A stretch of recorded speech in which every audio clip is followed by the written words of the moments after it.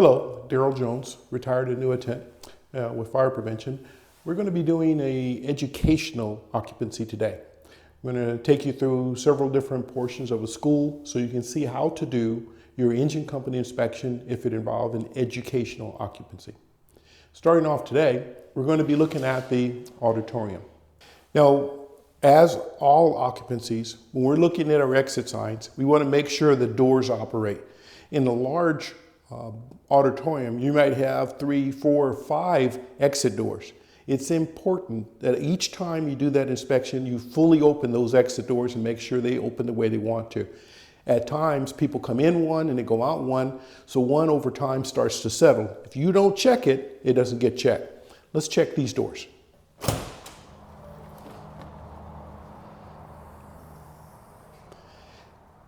This one works perfect.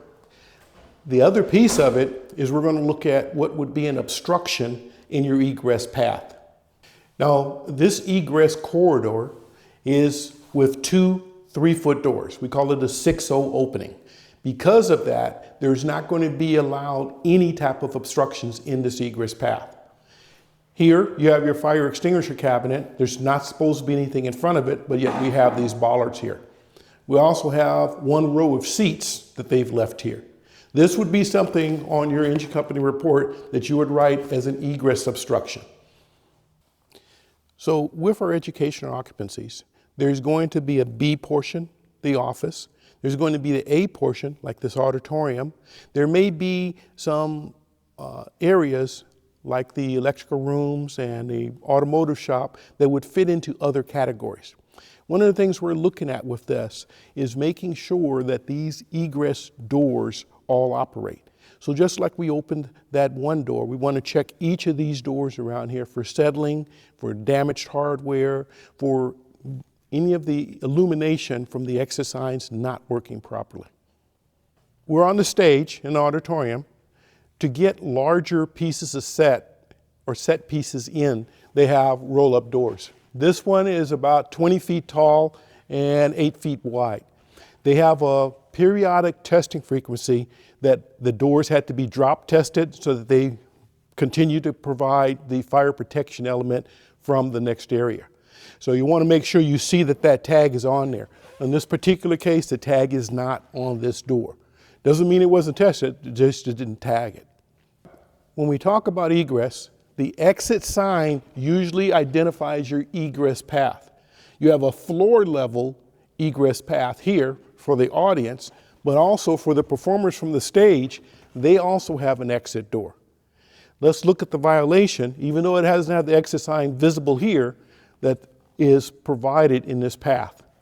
Now, as we come through the stage level exits path, we find that they've placed chairs, mirror, they've obscured the exit with a curtain. That would be a violation that you would make sure that you put on your form. Many educational occupancies are built by state standards up and down the state. So DSA identifies the type of fire protection elements you're going to be allowed to have. In this particular case, this is a school that does not have sprinklers in the old section, but they have heat and smoke detectors to protect this area. Let's take a look at those heat and smoke detectors that are each alternating bays at the roof level. Here's an example of a smoke detector. What you're looking for is that it's still attached to the 4x4 box to transmit the signal. Sometimes people will bounce balls against them and such like that, or throw things against them and dislodge them. So you want to make sure you always take a look at that. Here's an example of a heat detector. Very likely that's what you're going to find in some of the older schools, especially in the daycare areas, and they'll be at the ceiling level in the attic. So you may not be able to see them from the floor. So one of the things that DSA did have in this large gym, this is their older gym, so it had full sprinkler protection at the ceiling level. So part of the protection in a gym is going to be a guard over the exit signs so that if a ball hits it, it doesn't break the exit sign. As you can see, these sprinklers have little cages on them, so if a ball bounces off of them, they can not be damaged. In the same way, the strobe protection for this gym is also protected with a cage. These are supposed to be UL listed to cover that area without obstructing the strobe. Okay, all schools are going to have a problem with storage. They have more stuff than they have places to put it. So because of that, when you see a storage room, you need to look inside that room. In this particular case, the sprinkler riser is in this room. So on this door, they need to have sprinkler riser. So you don't have to search for it. You can find it if one of these heads gets broken. Regardless of whether they put it up when you're there or not, you want to make sure you put that on the sheet. You remember earlier we talked about the sign or the label that should be on your drop doors. This is an example of the labels that would be on your roll-up doors. It's dated January of 23 and it's good till January of 24. So they're a 1-year certification. As we were talking about the door having a need to have sprinkler riser in the room, if you open that door and this is what you saw, you would never know that the sprinkler riser was at the back of this room. And this obstruction goes on for like 30 feet. So just glancing down there, you would never be able to see that.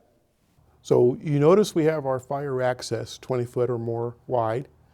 And as we pan, we look at these portables. Now the portables are on site for a limited period of time. They're supposed to be there from 3 to 7 years, but sometimes it stretches further.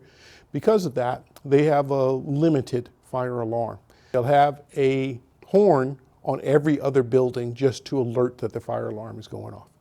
Here we have a newer building on the same campus that is fully sprinklered. Because of that, it has your post indicating valve showing that it's open and locked. But notice the FDC. The fire department connection is not only missing its caps, but it also has trash down inside. Now, after we've passed the backflow preventer, we come to our fire sprinkler system. Generally, you're going to have the signage like you see in the video. The alarm bell is going to be identified. The red sprinkler fire alarm when bell rings, call 911. And the notification, because they do not have a full fire alarm system, but the notification with the strobe.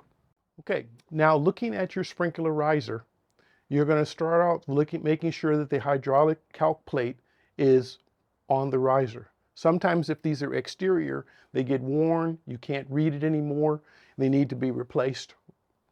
The next thing we're looking at the hydraulic calc plate is we want to make sure that the 5-year sticker is accurate. It'll be based on a month and the year when the last 5-year test was done. Then you want to make sure the gauge has the pressure on it based on what you looked at on the hydraulic plate. It should be higher than what was on the gauge. And the final piece of that is you want to see that the quarterly inspection was done. Now we're going to be looking at the fire alarm requirements for a notification for the sprinkler alarm panel. You're going to have a manual pull station. You're going to have a digital communicator. And depending on the size of the system, they may have booster panels for the fire alarm system. On the fire alarm system, you want to see a green button. If it's yellow or red, that's a problem. The green button means the system is normal. In an e-occupancy, they may have a full kitchen. Where you have your violations on your sheet, you're going to need to write those in on the notes section. It's not going to be called out as well as you might like over on the written section. We're going to look at the hood protection. We're going to look at how that hood protection should be situated over each appliance, and then we're going to look at a violation. Now, in an e-occupancy, if they have a kitchen, it's going to be in a fixed position. They don't use it to the same level that a restaurant does, so they don't have the cleaning frequency that a regular restaurant does. With the stove that we're looking at here, or range, the protection is either centered over the single burner or over the center between 2 burners, or it could be in the center of 4 burners. It depends on the nozzle within that particular system. Don't get confused. Many of the elementary and middle schools will have ovens. You're not going to have any type of protection overhead for ovens because the oven's already fully enclosed. So the ovens do not need that protection. If they still have the type 1 hood, but they have an oven underneath it, don't think you're going to see protection. It is not a violation. Now at times you're going to have situations where there are obstructions that aren't clearly observed. With our hood system, they have what they call a manual pull station. It should be totally unobstructed and easily accessed so that during a fire situation, they can rapidly pull that. In this particular case, they have these chairs obstructing it.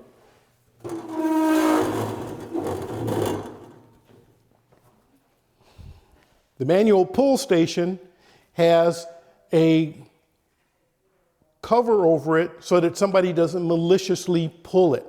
It also has a tag. The tag shows that it's out of the frequency for servicing that system. Your roof access that you can clearly see in the daytime is going to be obscured at night.